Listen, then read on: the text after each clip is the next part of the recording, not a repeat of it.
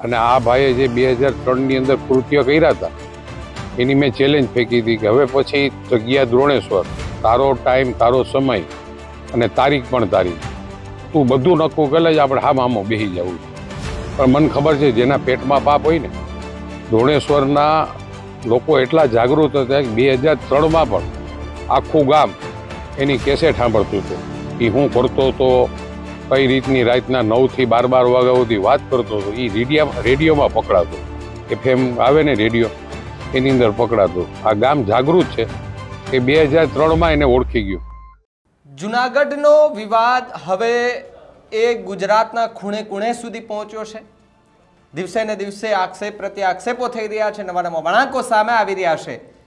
ગિરીશ કોટેચા કે જેમણે આજે દ્રોણેશ્વરની ધીંગી ધરા પરથી મહેશગીરીને ખુલ્લો પડકાર ફેંક્યો છે અને કહ્યું છે કે હું તો ક્યારેય દ્રોણેશ્વર આવ્યો નથી, આજે પહેલી વખત આવ્યો.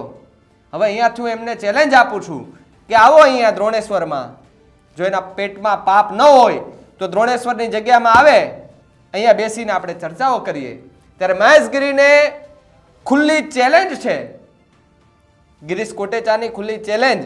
મહેશગીરી સ્વીકારે છે કે કેમ અને દ્રોણેશ્વરની જગ્યામાં આવે છે કે કેમ એ તો ખબર નથી, પરંતુ મામલો મેદાને છે અને હવે આક્ષેપ પ્રત્યે આક્ષેપો થઈ રહ્યા છે. ત્યારે દ્રોણેશ્વરની અંદર, દ્રોણેશ્વરની જગ્યામાં આજે ગિરીશ કોટેચાનું સન્માન કરવામાં આવ્યું છે. ત્યાં ઘણા બધા વિકાસ કાર્યો પણ લોકાર્પણ કરવામાં આવ્યું છે. વિકાસ કાર્યોને ત્યાંથી ધંપાવીને એ શરૂઆત પણ કરવામાં આવી છે. ગુજરાત રાજ્યના મુખ્યમંત્રી ભૂપેન્દ્રભાઈ પટેલ પણ ત્યાં હાજર હતા, ઉપસ્થિત હતા. ઘણા બધા દિગ્ગજ નેતાઓ પણ ત્યાં હાજર હતા. પરંતુ ન્યૂઝરૂમ ગુજરાતની સાથે એક્સક્લુઝિવ જ્યારે ગિરીશ કોટેચાએ વાત કરી આજે, ત્યારે એમણે ન્યૂઝરૂમ ગુજરાત પરથી મહેશગીરીને ખુલ્લો પડકાર ફેંક્યો છે કે આવો મેદાને લડી લઈએ. શું કહ્યું ગિરીશ કોટેચાએ, સાંભળો. ગિરીશભાઈ, વાત કરવામાં આવે તો જે જુનાગઢમાં આપના ઉપર જે આક્ષેપો થયા છે, સૌપ્રથમ આપની પ્રતિક્રિયા. આક્ષેપો થયા એના તો મેં લગભગ 10 વાર એવા જવાબ આપી દીધા, કારણ કે ખોટો માણસ છે, ખોટું બોલવાની ટેવવાળો માણસ છે. જેને અંગૂઠા કાન કરવા હોય, આ ઇન્ડિયા આખામાં કોઈ સાધુ સંતો એવું કર્યું કે કોઈ વેન્ટિલેટર ઉપર હોય ત્યારે તમે અંગૂઠા મરાયો? એકના નહીં, બબેના. ધનસુખગીરી બાપુના અંગૂઠા મારવા ગયો ત્યારે ગોકુલ હોસ્પિટલમાં 12 જણા ગયા, 4 ભગવાવાળા હતા ને 8 બીજા હતા. તમારી કઈ એ જગ્યા લેવા દેવા જ નથી અને એનામાં તમે અંગૂઠા. એ જ રીતે 1.25 વર્ષ પહેલા ભૂતનાથના વસંતગીરી બાપુ ઓફસી અને ચીખલિયા સાહેબની હોસ્પિટલની અંદર આને રાતના જ અંગૂઠા મારવાની ટેવ છે. અને કોકની જગ્યામાં કેમ બેસી જવું, આ તો પાપ છપરે ચડીને પોકાર. આજ મારે કુદરતી મુખ્યમંત્રી અહીં આવવાના હતા દ્રોણેશ્વરની અંદર. સ્વામી મંદિરના સંતોએ જે 500 દીકરીઓ માટે એક પણ પૈસા લીધા વગરની ખાતમુહૂર્ત હતું હોસ્ટેલનું, અને મને ખાસ સ્વામીજી પણ આવવાનું કીધું. આ દ્રોણેશ્વર હું પહેલી વાર આવ્યો છું. દ્રોણેશ્વર દાદાને પગે લાગ્યા અને આ ભાઈએ જે 2003ની અંદર કૃત્ય કર્યા હતા એની મેં ચેલેન્જ ફેંકી હતી કે હવે પછી જગ્યા દ્રોણેશ્વર, તારો ટાઈમ, તારો સમય અને તારીખ પણ તારી, તું બધું નક્કું કરે જ આપણે હામાં બેસી જવું છે. પણ મને ખબર છે જેના પેટમાં પાપ હોય ને, દ્રોણેશ્વરના લોકો એટલા જાગૃત હતા કે 2003માં પણ આખું ગામ એની કેસેટ સાંભળતું હતું.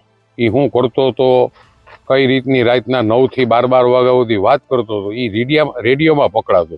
FM આવે ને રેડિયો, એની અંદર પકડાતો. આ ગામ જાગૃત છે એ 2003માં એને ઓળખી ગયું.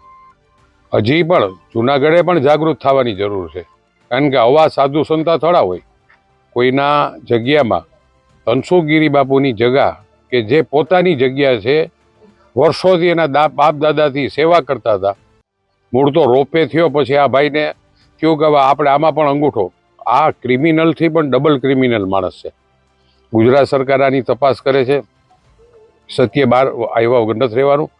આ તમે જો, હું દ્રોણેશ્વરના પહેલી વાર આવ્યો છું, બધા મિત્રો આયરે બેઠો છું, એક ગામના માણસો આની વાત સાંભળેલી છે. પ્રૂફ તો હોય નહીં ને, ત્યારે છોકરાઓ રેડિયોમાં સાંભળતા વાત. એ દ્રોણેશ્વરના સરપંચ છે, દ્રોણેશ્વર મંદિરના પૂજારી છે, અહીંના બુઝુર્ગ છે બધા. તમે જરાક એ બાજુ પહેલા વિડીયો ફેરવો.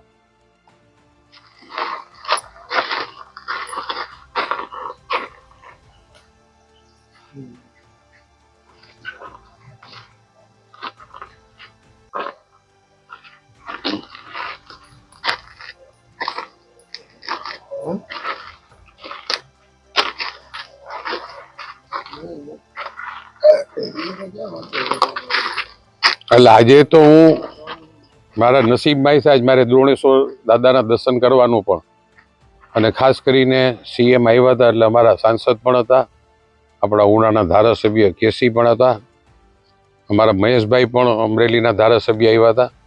એટલે સાહેબનો એક કાર્યક્રમ હતો એમાં પણ આવ્યા, અને ખાસ કરીને ગામના લોકોની ઈચ્છા પણ હતી, મારે મળવાની ઈચ્છા હતી, અને એ લોકો આવ્યા પણ ખરા. બધાના મગજમાં અને આખા જ આજુબાજુના 10 ગામડામાં હરેક માણસો રેડિયોમાં આની જે લીલા હતી ને એ સાંભળતા ત્યારે, અને એ પછી દ્રોણેશ્વરના બધા જાગૃત લોકોએ એને પણ ખબર પડી ગઈ કે મારો ભાંડો ફૂટી ગયો છે, એટલે અહીંથી ને પછી સીધા જુનાગઢમાં કબજો કર્યો મંદિરનો. એટલે પાપ છાપરે ચરીને પોકારે એના કરમ એ ભોગવવાનો જ છે. ખાસ તો આ તમે ઇન્ટરવ્યુ લેવા આવ્યો, પણ હું તો આજ ગામના લોકોને મળવા જ આવ્યો હતો.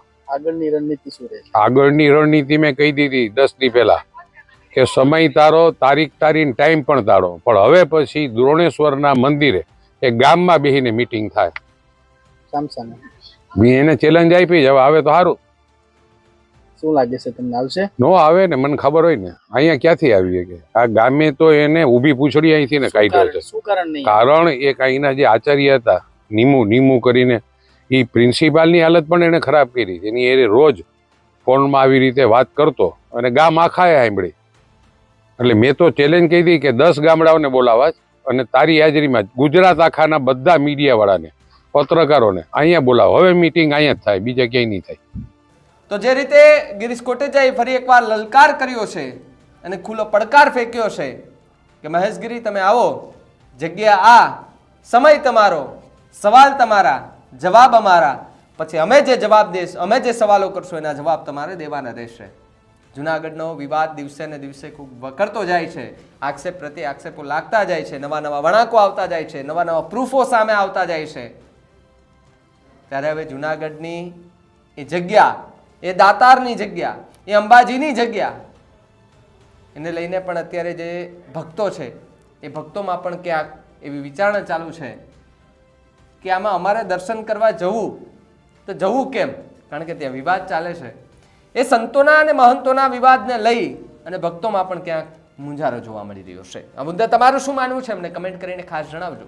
ને જો તમે અમારી ચેનલ ન્યૂઝરૂમ ગુજરાતને યુટ્યુબ ઉપર સબસ્ક્રાઇબ ન કરી હોય તો હમણાં જ સબસ્ક્રાઇબ કરી લેજો અને બેલ આઇકનને દબાવીને ક્લિક કરી લેજો, જેથી કરીને પડે પડના સચોટ સમાચાર તમને તમારા મોબાઈલ પર તરત જ મળી રહે. નમસ્કાર.